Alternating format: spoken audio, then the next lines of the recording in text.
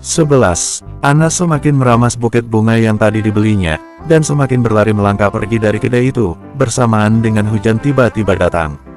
Mengingat senyuman dan tatapan lelaki itu, entah kenapa ia sedikit kecewa. Ia menatap langit malam, biarkan kali ini hujan menimpa wajahnya, dan menjadi pengalih rasa kecewa di dadanya. Tatapan matanya kini kosong, mengingat seperti tak adil untuknya. Dalam diam air matanya pun akhirnya lolos, bersama jatuh rintik hujan malam ini. Ia menangis melampiaskan sesak di dadanya. Anas memperlambat langkahnya, terus melangkah tak tahu arah dengan lamunannya. Sampai sebuah tangan menarik dirinya, saat ternyata ia sudah di ujung jalan raya dan sudah banyak mobil berlalu lalang di depannya. "Apa kamu ingin mati?" Suara tegas yang begitu tak asing kini bergetar di depan dirinya. Merasakan tangan yang masih digenggam erat olehnya, Anas mengangkat perlahan wajahnya, saat mendengar suara yang mampu buat jantungnya berdetak tak karuan. Matanya kini terbuka sempurna, terkejut, saat lelaki yang sedari tadi menjadi sumber dari lamunannya, kini sudah ada di hadapannya. Kini tatapannya terkunci oleh tatapan lelaki itu yang masih terus menggenggam erat tangannya, lalu menarik dirinya agar lebih dekat. "Mendekatlah," ucap lelaki itu, seraya menarik Anas mendekat, yang memang sudah menggenggam sebuah payung di tangan kirinya, sedangkan tangan satunya kini berada di pundaknya, merangkulnya dengan erat. Tanpa peduli jas hitamnya sudah basah karena dirinya, lalu membawanya menuju tempat yang kering dan hangat. Sebuah toko roti menjadi tempat mereka berteduh, sebelum masuk ke dalam. Jardit melepaskan jasnya dan memakaikan pada wanita yang masih basah kuyup itu. Lalu kembali merangkul pundaknya. Anas hanya biasa terdiam dan menurut tertunduk. Lelaki itu membawanya menuju lantai atas toko ini. Hujan sudah berhenti, malam sudah semakin larut. Anas menaruh bunga tulip yang sedari tadi ia genggam di atas meja, mengeratkan jas Jardit pada tubuhnya saat angin malam berhembus ke arahnya. Mendadak Anas terkejut saat sebuah handuk sudah ada di atas kepalanya, dan coklat panas di hadapannya. Jardit yang datang dari arah belakang wanita itu, membentangkan handuk putih pada kepala itu, dan menaruh coklat panas di hadapan wanita itu. Kemudian mendudukkan diri di depannya. Jardit menatap lurus pada wanita yang terus menunduk dengan tubuh sedikit bergetar di hadapannya. "Kenapa bisa di sini?" tanya Jardit membuka suara. Anas yang sedari tadi menggenggam coklat panas untuk menghangatkan telapak tangannya, menghentikan kegiatannya. Banyak sekali yang ingin Anas tanyakan pada lelaki di hadapannya, namun entah kenapa Anas tak berani mengatakannya. Anas menormalkan debaran di dadanya, dan kembali tersenyum seperti biasanya, menyembunyikan rasa sedih dan kecewanya. "Aku habis datang ke opening toko bunga," jawab Anas dengan senyum terbentang di wajahnya, dan mengambil bunga tulip di hadapnya. "Lihat, cantikkan bunganya," lanjut Anas menghirup tulip di tangannya. "Kamu tahu, tadi tuh banyak banget bunganya, aku sampai bingung mau beli yang mana, rasanya tuh aku mau beli semua yang ada di sana. Akhirnya aku cuma beli bunga tulip ini," oceh Anas panjang dengan tertawa sumbang, mencoba mencairkan suasana agar tak canggung sekaligus menutupi kesedihannya. Jardit hanya menatap mendengarkannya dalam diam. Jardit tahu wanita ini sedang menyembunyikan emosinya. Jardit melihat wanita itu berdiri terdiam di depan kedai kopi, lalu berlari pergi saat wanita itu melihat dirinya. Jardit sedikit terkejut saat ia pastikan wanita itu adalah Anastasia. Jardit beranjak keluar meninggalkan Pika. Saat hujan tiba-tiba turun, Jardit mengikuti langkah wanita. Lagi ia khawatir akan wanita itu yang sudah menangis. Saat wanita itu berjalan melamun tanpa arah dan hampir celaka, Jardit sedikit berlari dan menariknya. Kemudian Jardit membawanya ke toko ini. Ia rasa ada yang harus ia jelaskan pada wanita itu. Dan Jardit siap menjawab semua pertanyaan dari wanita itu, jika memang wanita itu berani bertanya tentang dirinya. Namun ia salah, wanita itu selalu menutupi emosi dengan senyuman polosnya. Melihat itu membuat Jardit merasa sedikit bersalah akan dirinya. Jardit mengangguk menanggapi ocehan panjang Anas, lalu memajukan tubuhnya. "Ada yang ingin kamu tanyakan?" Jardit mengalihkan pembicaraan Anas. "Saya siap menjawabnya." Anas yang sedari tadi tersenyum mendadak terdiam dan salah tingkah. Sepertinya Jardit tahu Anas sedang berpura-pura. Anas lalu menunduk dan menggigit bibirnya. Anas ragu untuk bertanya yang sebenarnya. "Kalau memang tidak ada, sebaiknya kita pulang," ucap Jardit bersiap-siap untuk berdiri. Anas masih tertunduk. "Jardit, siapa wanita itu?" tanya Anas akhirnya dengan suara bergetar. Jardit menghela nafasnya, lalu kembali pada posisinya. "Dia mantan saya," jawab Jardit tanpa beban. Dugaannya benar, ternyata wanita ini melihatnya dengan pika. Seperti tertembak, kini dadanya begitu sesak mendengar pernyataan dari lelaki itu. Anas hanya bisa menunduk lebih dalam. Menekan dressnya. "Apa kamu masih mencintainya?" "Entahlah, saya tidak bisa bilang," ucap Jardit ragu. Anas menggigit bibirnya, menahan tangisannya. Betapa menyedihkannya ia mencintai dengan sepihak. Jardit melirik wanita di depannya lagi-lagi menggigit bibirnya. Jardit tidak nyaman dengan itu. "Apa kamu sudah menyerah?" tanya Jardit tiba-tiba. "Kamu bisa berhenti dan kita bisa." "Aku enggak nyerah," potong Anas mengangkat wajahnya menatap Jardit, "dan tidak akan menyerah," lanjutnya dengan pasti. Mendengar itu Jardit terdiam. Anas menarik nafasnya. "Aku sudah janji akan buat kamu jatuh cinta, jadi tolong jangan buat aku berhenti." Jardit tersenyum simpul, entah kenapa ia senang melihat tekad wanita ini. "Baiklah, kalau kamu masih ingin tetap melanjutkan," ucap Jardit, "lanjutkan saja, itu hakmu." "Kamu enggak keberatan?" tanya Anas memastikan. Jardit berdeci balas menatap N. "Kamu sudah memulainya bukan? Dan saya harus melihat akhirnya nanti," jawab Jardit serius. "Buat saya jatuh cinta seperti yang kamu katakan itu, saya menunggunya," lanjut Jardit berkata dengan pasti. Mendadak pipi Anas bersemu, jantungnya berdetak hebat. Mendengar ucapan lelaki di hadapannya ini, tiba-tiba kesedihan dan kecewa di hatinya memudar begitu saja. Anas tersenyum mengangguk merespon ucapan lelaki itu. Lalu mengambil coklat panas di atas mejanya dan meminum dengan bibir yang terbentang. Jardit yang melihat ekspresi wanita itu pun ikut tersenyum simpul dan ikut meminum coklat di hadapannya. Tak terasa pembicaraan mereka menghabiskan sampai tengah malam. Jardit akhirnya memutuskan mengantar Anas pulang sampai kosannya. Selama perjalanan Jardit dan Anas hanya diam namun dengan suasana tak canggung. Jardit juga tidak menunjukkan sikap dinginnya. Dan Jardit meminjamkan jaket yang selalu dibawa di mobilnya pada Anas agar tidak kedinginan. Sampai pada kosan Anas, Anas turun dengan tersenyum. "Terima kasih untuk tumpangannya, nanti jaketnya aku balikin ya," ucapnya. Yang hanya dibalas anggukan oleh Jardit. Kemudian melaju meninggalkan kosan wanita itu. Saat sudah memarkirkan mobilnya dan akan turun, ia mengambil tas di belakangnya. Kerutannya di keningnya muncul, tak kala ia melihat bunga di kursi penumpang. Jardit lalu mengambil bunga itu. Ternyata ini bunga yang sedari tadi wanita itu genggam. Dan melihat sticky notes yang menempel di belakang bunga tersebut, Jardit mencabutnya dan membacanya dalam diam. "Bunga tulip ini untuk kamu. Maaf buketnya udah jelek tapi enggak akan mengurangi arti bunga ini. Aku harap hubungan kita sama seperti arti bunga ini, berkembang dan bahagia selamanya. Jangan lupa dirawat ya J. Anas." D2. Makes you fall in love. Senyum di bibirnya mengembang, berdeci singkat. Baru kali ini ia diberikan sebuah bunga dari seorang wanita. Jardit lalu turun dan membawa bunga tersebut. Mungkin ia akan merawatnya. Bersambung. 12. Anas terbangun dengan senyuman lebar di wajahnya. Semalam ia bermimpi indah. Bermimpi Jardit mengajaknya makan malam di sebuah tempat yang sangat mewah, dan berdansa di tengah tempat yang megah. Mengingat itu senyum Anas semakin mengembang.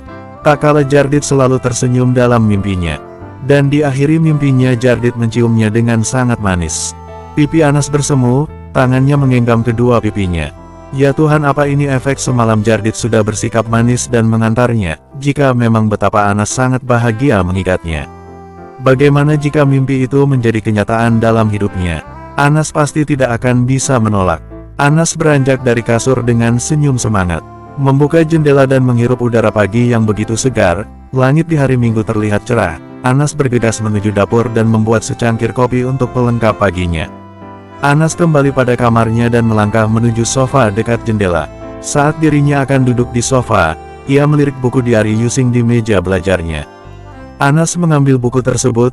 Ia ingat buku ini, buku yang ia bawa dari room Biponijem saat makan malam berdua Biponijem. Anas membuka buku diari usang itu. Hal pertama yang ia baca adalah biodata dirinya.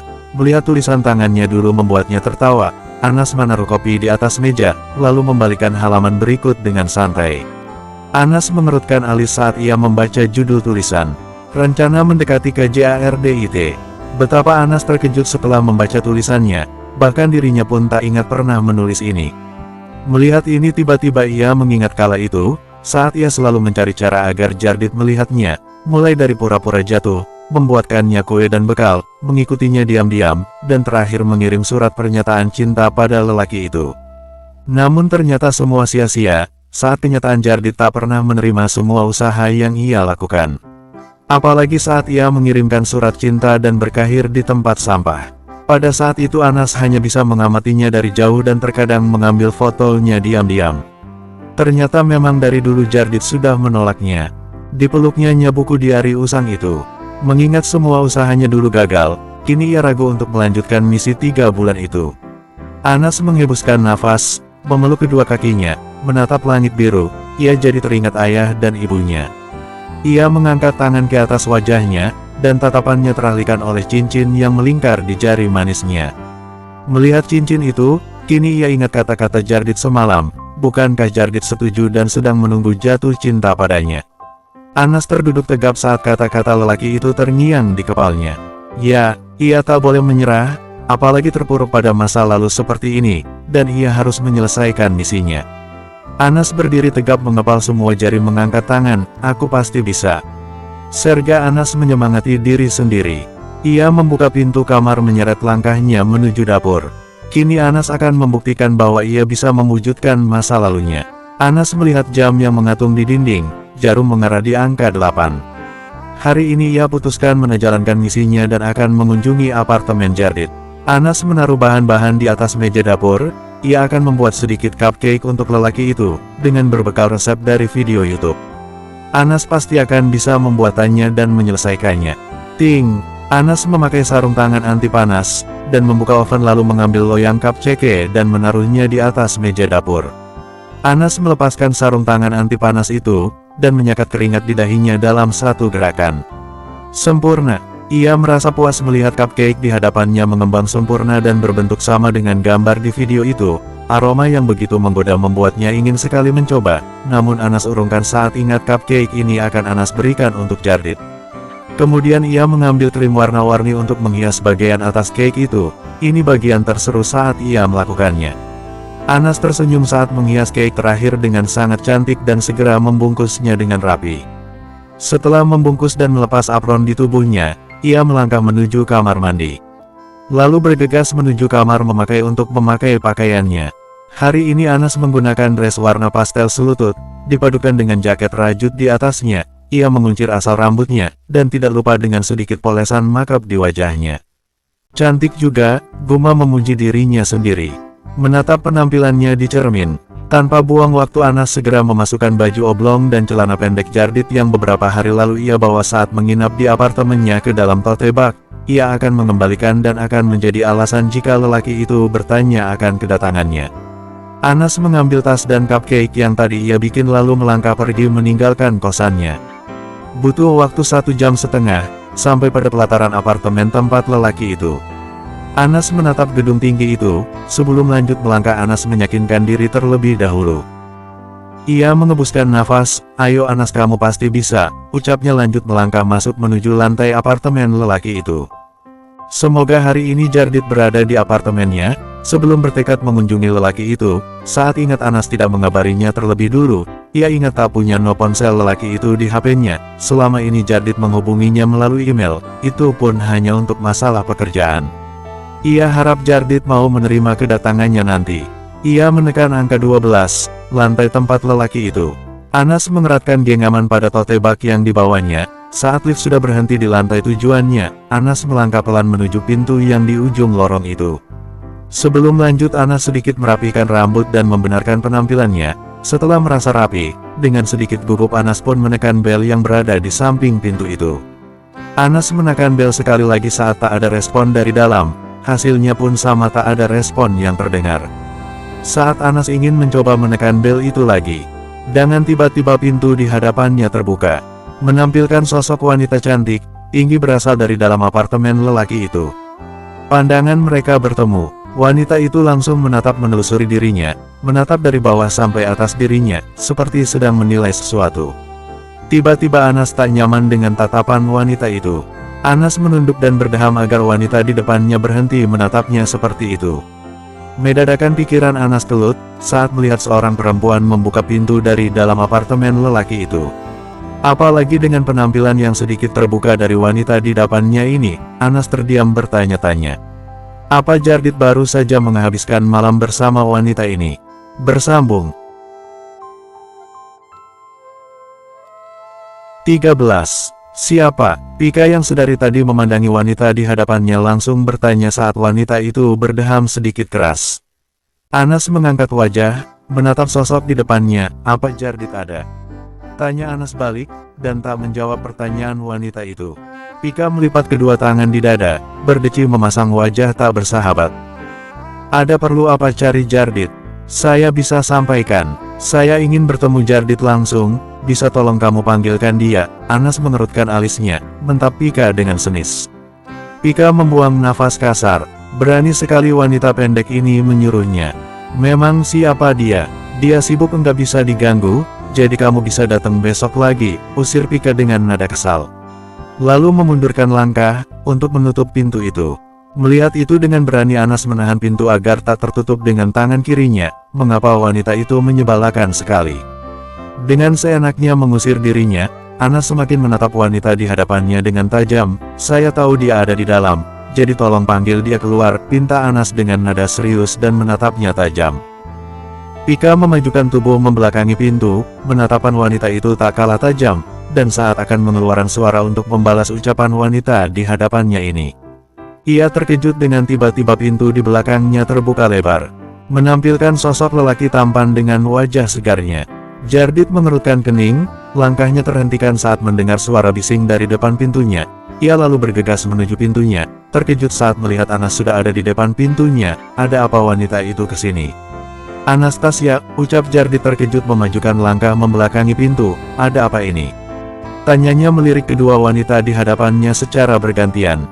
Wanita keras kepala ini maksa ketemu kamu, padahal aku udah bilang kamu sibuk, serga Pika dengan suara tiba-tiba manja mencari muka.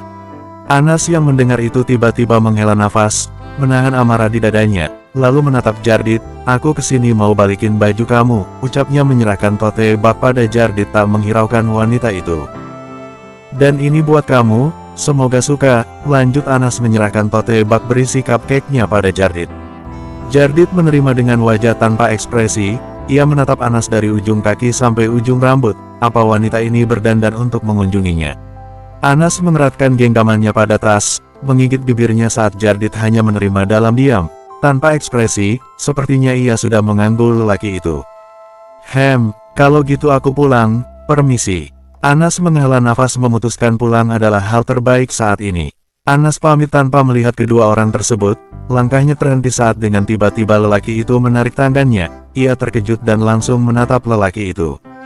Masuklah, kita akan makan malam bersama, ucap Jardit tenang. Terlihat Pika mengerutkan alisnya, menatap Jardit keberatan.